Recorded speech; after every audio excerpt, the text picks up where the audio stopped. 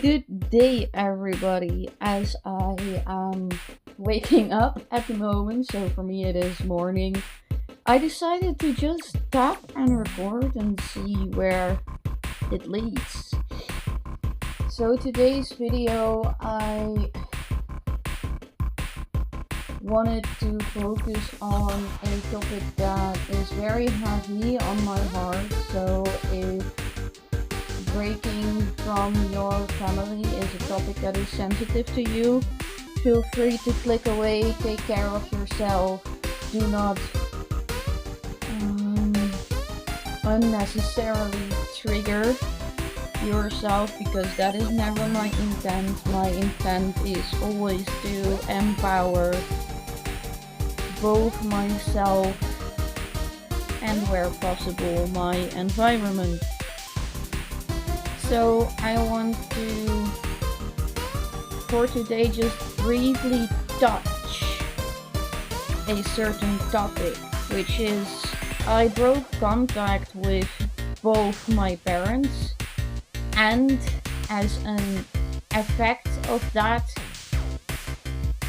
the entirety of my biological family, by realizing that being around them is not good for my mental health, and sometimes you have to make choices for your mental health. Also, I will not be naming any names. I do not say this out of a place of hate. I am saying everything out of a place of love, and I wish everybody all the best. Just family wise, I wish them all the best without me. I realized quite early already that my environment that I grew up in wasn't normal. There would be a lot of fights between my parents, and I would then go to my room and wait it out, so to say. And then what happens is you go to your friends, right? And you see the dynamic in different families, and you go, oh wait, so it's not normal to be prepared for a screaming match 24/7 at home. As in the being prepared. It's not like they were screaming 24/7, but there could always be a chance of a screaming match happening. Also, a thing that my mom would do is she would trigger me to the point that I would scream and yell. If you know of the term reactive abuse, that's what she would do.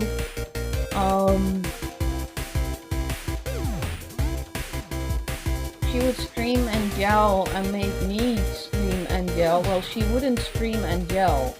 The effect was that I would scream and yell, and she would poke little trigger points of me. And then when I was at my meanest, would be the point that my dad came home and would see my mom emotional and me screaming. So yeah, of course, I am then gonna have to deal with the consequences, which is logical because that is what my dad saw. He did not see what built up to the situation. And again, I really wanna address, make sure that it is clear that I wish them all the best. It is just as much as they deserve to do their story, I deserve to speak about my story. And there is a whole lot to unpack. So I am very uncertain if these 12 minutes of the vlog will be enough. But we'll just roll with it. And I'm not gonna edit anything of my talking. I'm just gonna leave it in as is. I'm gonna do my story even though I noticed that it is scary because part of letting go is a whole lot of fear. What happens when they find out that you talk in order to give the situation a healthy spot in your brain to, I don't want to say get over it, but I think that everybody knows what I mean with that phrase, right? To give it a place, to move on, and to build a as happy life as possible, which I'm now finally starting to build a life as happy as possible.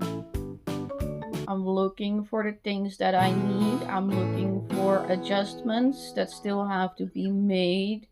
And I'm learning to see that I deserve the things that were working on for me. I'm learning to see that I deserve, even though it is sitting still, but at this moment I deserve the sitting still.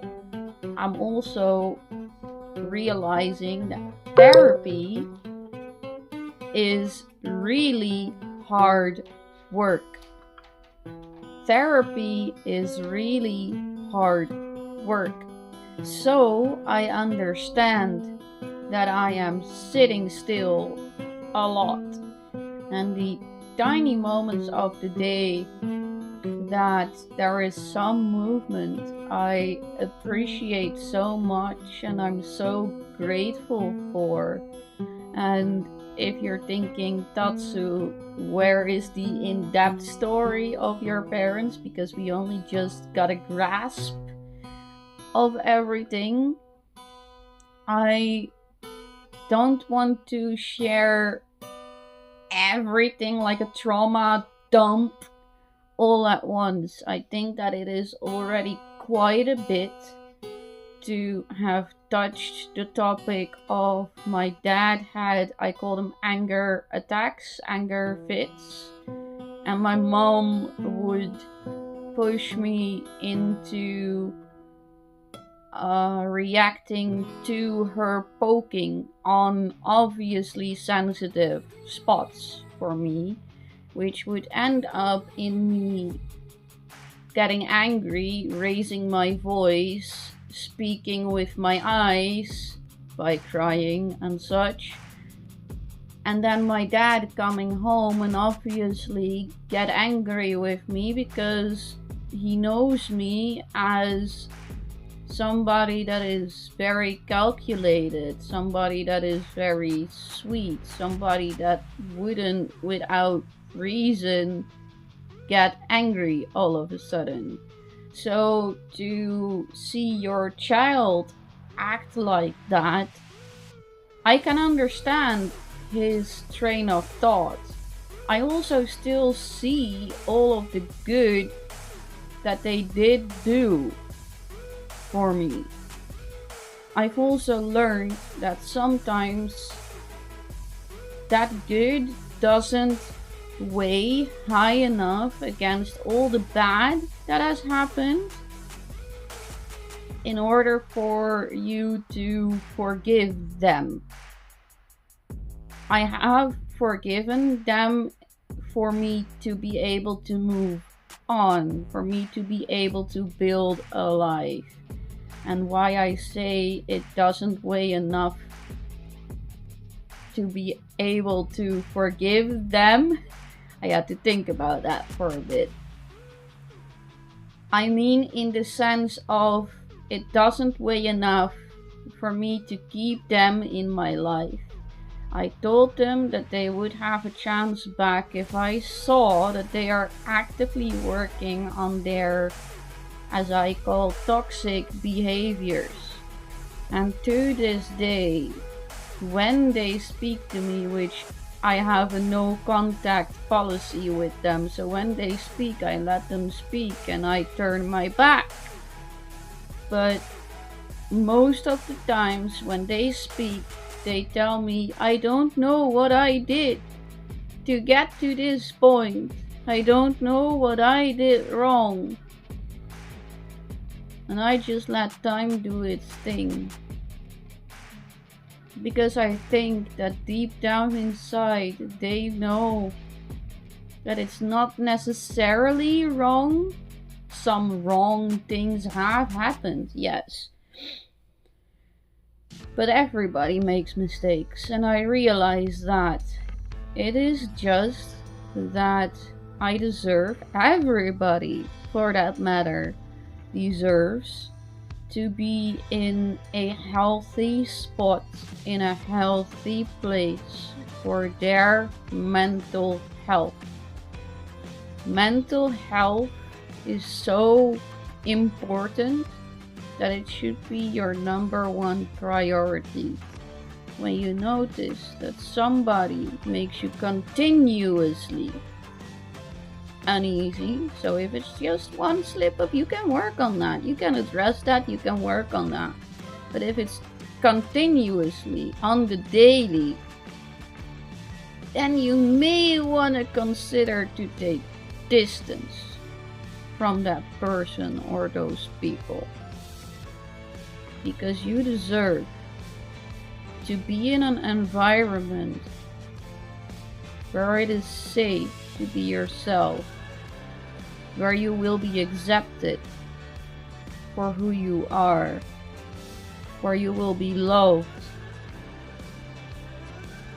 by giving you space and peace, because that is worth so much more than anything in the world.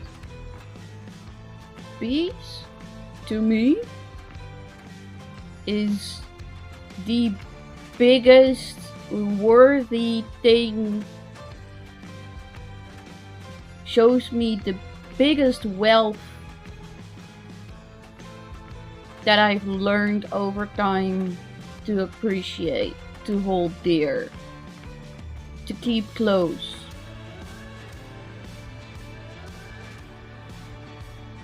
I'm thinking about anything that I still want to share in this video because recording time is reaching its end. I wish you all the best.